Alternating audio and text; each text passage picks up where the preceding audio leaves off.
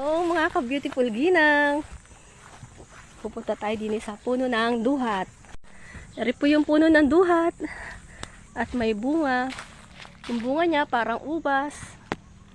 Kulay ng ubas yung kanyang kulay. Parang ubas yung bunga ng puno ng duhat. Ito yung puno ng duhat. Kung sana tayo maibok. Ang daming langga. Ito yung kaming duhat. Ayun yung bahay ng ibok. Diyan may wakam to. Ay, daming ibok. Eto na mga ka-beautiful ginang. Kuha tayo ng ubas. Ubas na Pilipinas. Duhat. Eto ang ating duhat. Tayo ng pait. Eto matamis mo. Nakainan lang kami. Ibig sabihin matamis yan. Yeah. Oh.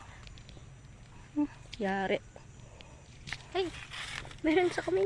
Paano kaya tayo makukuha? Napakadaming langgam. Mamayang hapon. Mamayang hapon? Mamayang hapon na tayo pumitas ng duhat at napakadaming langgam. Ito lang yung aming nakuhang mga duhat. Ang damot ng langgam. Ayaw kami bigyan. Mga ibok ang lalaki.